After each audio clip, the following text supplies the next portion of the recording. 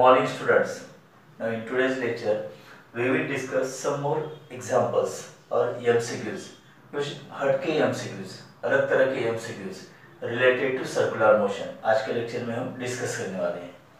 तो देखिए first MCQ यहाँ पर, a particle describes a horizontal circle of radius r in a conical funnel with smooth inner surface with speed of 0.5 meter per second. What is the height of plane of circle from the vertex of the funnel? Okay, funnel पता है ना आपको? देखिए कुछ इस तरह का होता है ना, circular plane and this is conical. तो यहाँ पर ये vertex है, vertex of the funnel. Okay. देखिए particle describes horizontal circle of radius r। तो यहाँ पर ये जो सर्कल है, सपोज यहाँ पर सेंटर है उसका, और यहाँ पर एक ऑब्जेक्ट है विच परफॉर्म्स सर्कुलर मोशन, इस तरह से सर्कुलर मोशन परफॉर्म करता है। Let its mass is m।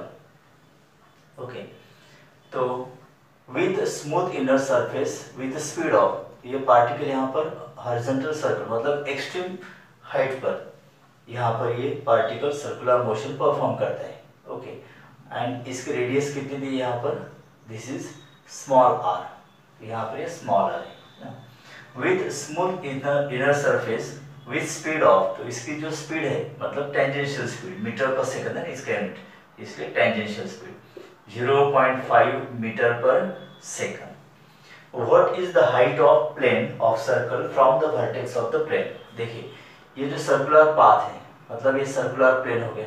Okay, और ये वर्टेक्स, तो प्लेन सर्कुलर और ये वर्टेक्स, तो ये हाइट हमें निकालनी है students. This height has to determine. Okay, तो न्यूमेरिकल समझ में आ रहा है आपको। पार्टिकल एक है, now this is funnel. Okay, तो इस तरह से फनल होता है ना, तो यहाँ पर इसका इनर सरफेस बहुत ही स्मूथ है और एक पार्टिकल है जिसका मास सपोज ये हम कंसीडर करते हैं, तो that particle revolves at the circular plane extreme height पर, जिसकी रेडियस कितनी r है और टेंजेंशियल स्पीड उसकी दी 0.5 मीटर पर सेकंड। तो उस सर्कुलर प्लेन की हाइट निकाली है from the vertex of the funnel. ये ऐसा न्यूमेरिकल है, तो हमें h की वैल्यू यहाँ पर निकालनी है। ओके, यश निकाले हैं, सिर्फ v की वैल्यू यहाँ पर दिए। ओके, तो चलिए इसको सॉल्व करते हैं। नो, अब surface of inner surface of the funnel देखिए यहाँ पर इंक्लाइन है। ओके, इसको थोड़ा और आगे ऐसा बढ़ाते हैं तो ये कंटिन्यूस में आ जाएगा। नो, तो ये एंगल क्या होगा यहाँ पर, थीटा होगा। ठीक है, मान लेते सेमी वर्टिकल एंगल थीटा है। तो इस पार्टिकल का जो वेट होगा mg, that is vertically downward. Weight हमेशा वर्टिकली डाउनवर्ड होता है ना, because acceleration due to gravity always vertically downward. तो mg डाउनवर्ड हो गया। ओके, और इसको बैलेंस करने के लिए नॉर्मल रिएक्शन होगा। तो नॉर्मल रिएक्शन देखिए इस तरह से होगा स्टूडेंट, ये इसका नॉर्मल रिएक्शन होगा डिनोटेड बाय R। ठीक है, नॉर्मल रिएक्शन, रिएक्शन फोर्स। अब ये नॉर्मल है, नॉर्मल मतलब क्या होगा, that should be perpendicular to the surface of the funnel. ये जो सरफेस है इसको इस नॉर्मल रिएक्शन नॉर्मल रहेगा ना, मतलब परपेंडिकुलर रहेगा। Okay, now that normal reaction makes same angle theta to the plane of the circular path. ठीक है, तो ये डायरेक्शन होगी। लेकिन आप देखिए यहाँ पर mg और नॉर्मल रिएक्शन एक दूसरे को बैलेंस नहीं करते हैं ना, एक्जैक्टली अपोजिट डायरेक्शन नहीं। तो फिर यहाँ पर देखिए, now this normal reaction resolves into two components. तो यहाँ पर दो कंपोनेंट्स कौन से होंगे देखिए, एक तो इसका वर्टिकल कंपोनेंट होगा यहाँ पर इस तरह से, this is r sin theta. Okay, और ये एडजेसेंट साइड हो गए, तो ये कंपोनेंट क्या होगा फिर यहाँ पर एडजेसेंट साइड है, इसलिए r cos थीटा। देखिए normal reaction R get resolves into two components, एक adjacent side R cos theta और उसको perpendicular vertical exactly R sin theta। अब देखिए यहाँ पर R sin theta component get balanced by its weight mg, तो हम यहाँ पर पहले इक्वेशन क्या लिखेंगे, R sin theta is equal to mg, equation number 1। और R cos theta देखिए कंपोनेंट, उसकी डायरेक्शन कैसे, towards the centre of the circular path, और इसको बैलेंस करने के लिए फोर्स नहीं है, मतलब दिस इज अनबैलेंस्ड फोर्स, और ये ऐसा फोर्स है जिसकी डायरेक्शन टुवर्ड्स द सेंटर है। So this R cos theta component acts as centripetal force, तो यहाँ पर R cos theta is equal to centripetal force, और सेंट्रीपिटल फोर्स का formula in terms of velocity, जो गिवन डाटा होगा उसी हिसाब से हमें फॉर्मूला डेवलप करना होता है ना। तो in terms of linear speed क्या होता है, फॉर्मूला सेंट्रीपिटल फोर्स का mv² by r। Let this is equation number 2।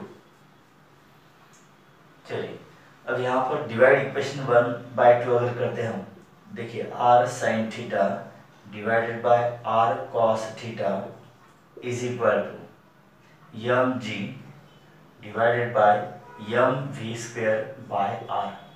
यहाँ पर capital R cancel, sin theta upon cos theta that is tan theta is equal to m get cancel, r ऊपर multiply जाएगा, तो rg divided by v²। Okay, तो ये equation मान लीजिए इसको इक्वेशन नंबर 3। और एक यहाँ पर देखिए, suppose this is centre of the circular path O, okay A, और यहाँ पर एक B पॉइंट लेते हैं। तो देखिए इन ट्रायंगल AOB इस ट्रायंगल में, now this angle is semi vertical angle theta, okay. तो अपोजिट साइड R और एडजेसेंट साइड हमें निकालनी है ना।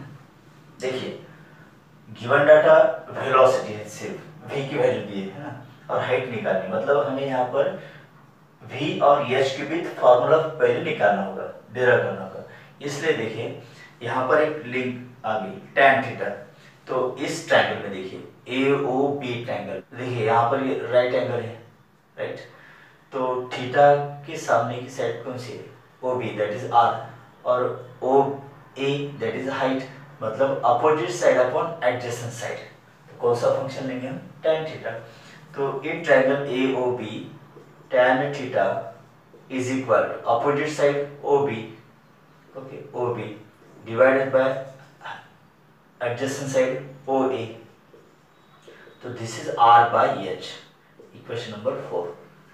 अब इक्वेशन नंबर 3 और 4 में देखिए लेफ्ट हैंड साइड सेम है tan थीटा, तो हम इसको कंपेयर कर सकते हैं। देखिए RG by v² is equal to, यहाँ पर right hand side R by H, तो R गेट कैंसिल, रेडियस भी यहाँ पर कैंसिल होगी बिकॉज रेडियस की वैल्यू नहीं दी ना। Therefore H is equal to v² by G। देखिए ये फॉर्मूला तैयार होता है, H is equal to v² by G। अब G की वैल्यू तो कांस्टेंट होती है ना, तो यहाँ पर नहीं दिए, तो हम यहाँ पर फॉर इजी कैलकुलेशन G की वैल्यू क्या ले सकते हैं, 10 metre per second square. Okay चलिए v² मतलब 0.5 का स्क्वायर डिवाइड बाय 10, तो 0.5 का स्क्वायर कितना होता है student, 0.25 divide by 10, so this is 0.025 metre. ये इसकी हाइट होगी स्टूडेंट, मतलब height of the circular plane from the vertex. Okay, अब गिवन ऑप्शंस में यूनिट क्या है यहाँ पर, सेंटीमीटर, तो मीटर का कन्वर्जन हम सेंटीमीटर में कर सकते हैं। तो h is equal to 0.025 into कितना होता है 100, because 100 centimetre is equal to 1 metre. Therefore h is equal to कितना है 2.5 सेंटीमीटर, राइट। तो फिर ऑप्शन देखिए, ऑप्शन बी आता है स्टूडेंट, क्लियर। नेक्स्ट न्यूमेरिकल देखिए, MCQ second, a particle at rest starts moving with a constant angular acceleration of 4 radian per second square in circular path at what time the magnitude of centripetal acceleration and tangential acceleration will be equal। देखिए ये भी अलग तरीका यहाँ पर numerical है।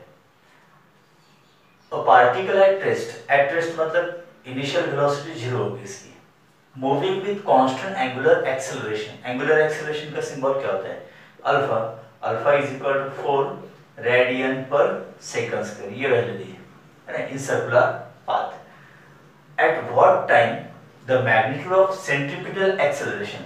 अब centripetal acceleration और रेडियल एक्सेलरेशन है ना, तो ए आर का magnitude okay, and tangential acceleration a T suffix लेते हैं, उसका मैग्नीट्यूड, ये दोनों सेम हो जाते हैं, वो टाइम हमें निकालना है। देखिए at what time the magnitude of centripetal acceleration and tangential acceleration will be equal.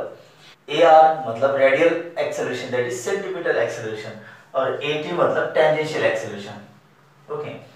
तो ये दोनों का मैग्नीट्यूड जहां पर सेम हो जाता है वो टाइम हमें निकालना है after starting the circular motion. तो यहाँ पर initial velocity zero, angular acceleration की वैल्यू दी 4 रेडियन पर सेकंड स्क्वायर। तो हमें टाइम निकालना है, कौन सा टाइम? जहां पर सेंट्रीपिटल एक्सेलरेशन और टेंजेंशियल एक्सेलरेशन दोनों का मैग्नीट्यूड सेम हो जाता है स्टूडेंट ओके। तो पहले उनके फॉर्मूलेज हमें पता है ना, centripetal acceleration okay denoted by AR is equal to V square by R, ये फॉर्मूला है। और टेंजेंशियल एक्सेलरेशन का फॉर्मूला क्या होता है? ए टी, कैपिटल टी से हम डिनोट करेंगे, that is tangential acceleration okay, is equal to r alpha, that is relation between linear acceleration and angular acceleration. तो ये no according this condition okay, दोनों का मैग्नीट्यूड कैसे होगा? सेम होगा। So v square by r is equal to r alpha okay, therefore v square is equal to r into r क्या होगा? r square होगा, और ये अल्फा यहाँ पर। No v square is equal to alpha की value कितनी दी? 4, ये 4r स्क्वायर होगा स्टूडेंट ओके, समझ में आ रहा है आपको? सेंट्रीपिटल एक्सेलरेशन का ये फार्मूला है, टेंजेंशियल एक्सेलरेशन का ये फार्मूला है, दोनों का मैग्नीट्यूड हमने सेम लेना है बिकॉज कंडीशन वही दी है ना कि दोनों का मैग्नीट्यूड सेम है। So v square by r is equal to r alpha लिखा है, तो v square is equal to r into r square, और ये अल्फा यहाँ पर, और अल्फा की वैल्यू कितनी? 4 है, इसलिए 4r square. No v is equal to दोनों साइड का हमें स्क्वायर रूट निकालना है, तो v स्क्वायर का स्क्वायर रूट v, 4 का स्क्वायर रूट 2, r स्क्वायर का स्क्वायर रूट हम क्या लिख सकते हैं? r। So this is equation number 1, v is equal to 2r okay. No अब यहां पर हमें क्या करना है? देखिए टेंजेंशियल काइनेमेटिकल इक्वेशन का यूज करेंगे, first kinematical equation okay, along the translational motion. First kinematical equation क्या होगा? v is equal to u plus a t okay, a t, ये ना फॉर्मूला। अब u की वैल्यू 0 है तो ये 0 हो जाएगा, therefore v is equal to a t. अब इस a का मतलब क्या होगा? टेंजेंशियल, लीनियर ये लीनियर एक्सेलरेशन है ना, तो along the circular path linear acceleration मतलब क्या होता है? टेंजेंशियल एक्सेलरेशन, तो इसको हम t सफिक्स लिखते हैं student, a t okay. No what is a t? Formula इसका क्या है? R alpha into t. देखिए हमें अल्फा की वैल्यू दी है और टी निकालना है, इसलिए हमें इक्वेशंस भी इन terms of alpha and T लेना होगा, तो इसलिए टेंजेंशियल एक्सेलरेशन का फॉर्मूला यहाँ पर लिखा है आर अल्फा ओके। अब therefore v is equal to, यहाँ पर लिखता हूँ v इज इक्वल टू, अब अल्फा मतलब कितना? 4, यहाँ पर r और t, let this is equation number 2 okay. देखिए इक्वेशन 1 कैसे ऑब्टेन किया हमने, बाय गिवन कंडीशन। इक्वेशन 2 कैसे ऑब्टेन किया हमने, by using first kinematical equation. Okay, v is equal to u plus at। अब पार्टिकल एट रेस्ट मतलब u की वैल्यू 0 होगी, ये 0 होगी यहाँ पर। at, a का मतलब यहाँ पर linear acceleration, that is tangential acceleration. अब टेंजेंशियल एक्सेलरेशन कैसे लिख सकते हैं, r अल्फा। ओके, अब अल्फा की वैल्यू कितनी है, 4 है, तो 4 यहाँ पर पहले लिखा है, r बाद में लिखा है इनटू t। तो ये दो इक्वेशंस आ गए ना वेलोसिटी के लिए। अब ये दोनों इक्वेशंस हम कंपेयर कर सकते हैं। देखिए लेफ्ट हैंड साइड सेम है v, तो राइट हैंड साइड भी सेम होगी। Therefore comparing equation 1 and 2 on right hand side, देखिए 4rt is equal to 2r, r get cancel, t is equal to 2/4, therefore t is equal to 1/2 second. Okay, after starting from rest, circular motion जब particle perform करता है तो half second के बाद उसका radial acceleration और tangential acceleration दोनों का मैग्नीट्यूड सेम रहेगा स्टूडेंट। तो time is half second, that is 1/2 second, मतलब ऑप्शन डी। ओके, चलिए नेक्स्ट एमसीक्यू यहाँ पर डिस्कस करते हैं student. Third one, the electron in the first orbit of hydrogen atom revolves around the nucleus in circular orbit of radius 0.5 angstrom. मतलब यहाँ पर first orbit दी हाइड्रोजन एटम की और उसकी रेडियस कितनी, r is equal to 0.5 angstrom. 0.5, देखिए 1 angstrom is equal to कितना होता है, 10⁻⁻10 मीटर। इसको हम 10⁻⁻10 से मल्टीप्लाई करते हैं, that is metre, 10⁻⁻10 metre. Okay, it takes time of 1.5 into 10⁻⁻4 pico second. Time दिया है पर t 1.5 into 10⁻⁻4 pico second, p का मतलब यहाँ पर पिको। ओके, तो 1.5 into 10⁻⁻4, अब पिको सेकंड, माइक्रो सेकंड अगर इस तरह से यूनिट आ जाता है तो हमें सेकंड में उसका कन्वर्जन करना होता है। तो पिको मतलब क्या होगा, 10⁻⁻12 होता है student. 1 pico that is 10⁻⁻12 second. Okay, तो t की वैल्यू कितनी होगी, 1.5 into 10 to the पावर, देखिए -4 -12 कितना होगा, -16 सेकंड। तो r एंगस्ट्रॉम में दिया था, उसको हमने मीटर में कन्वर्ट किया। टाइम पिको सेकंड में दिया था, तो उसको हमने सेकंड में कन्वर्ट किया। ओके, इट टेक्स टाइम कितना, टू कंप्लीट 1 रिवॉल्यूशन, एक रिवॉल्यूशन कंप्लीट करने के लिए इतना टाइम लगता है। सो यहाँ पर इसको हम पीरियोडिक टाइम भी बोल सकते हैं, कैपिटल टी है, बिकॉज पीरियोडिक टाइम का मतलब क्या होता है, time taken by the particle to complete 1 revolution. तो यहाँ पर भी इतने टाइम में एक रिवॉल्यूशन कंप्लीट होता है ना, तो ये पीरियोडिक टाइम हो गया। What is centripetal force acting on electron, तो सेंट्रीपिटल फोर्स हमें निकालना है। Okay, compare to first and second ये थोड़ा इजी है। नो, सेंट्रीपिटल फोर्स का फॉर्मूला देखिए, centripetal force is equal to mr⍵², ये है ना फॉर्मूला। नो, mr ओमेगा को हम 2π/t लिख सकते हैं, इसका स्क्वायर। क्यों, बिकॉज t दिया है ना यहाँ पर, ओमेगा नहीं दिया है। ओके, तो इसका स्क्वायर। तो चलिए f is equal to mr 2 का square 4π² divided by t square. अब इसके अंदर वैल्यूज रखनी है स्टूडेंट। तो m मतलब क्या होगा, m मतलब यहाँ पर कौन सा पार्टिकल रिवॉल्व हो रहा है around the nucleus of hydrogen atom, electron, electron revolve होता है। और m मतलब मास ऑफ इलेक्ट्रॉन। अब मास ऑफ इलेक्ट्रॉन भी है, ये कांस्टेंट वैल्यू होती है, कुछ कांस्टेंट वैल्यू होती है, जैसे मास ऑफ इलेक्ट्रॉन, इलेक्ट्रॉन पर चार्ज कितना होगा, ये कांस्टेंट, ये वैल्यूज आपको पता ही होनी चाहिए। जैसे यहाँ पर देखिए मास ऑफ इलेक्ट्रॉन कितना होता है, 9.1 होता है, तो 9.1 इज राउंडेड ऑफ 9, तो 9 into 10⁻31 किलोग्राम, इतना मास होता है। What is the mass of electron, 9.1, तो इसको हमने 9 यहाँ पर राउंडेड ऑफ लिखा है, 9 into 10⁻31, इतना आप याद रखिए। Mass of electron 9 into 10⁻31 kg into r। अब r मतलब रेडियस कितनी है यहाँ पर, एंगस्ट्रॉम में इसको मीटर में कन्वर्ट किया हमने, तो ये 0.5 इंटू 10⁻⁻10,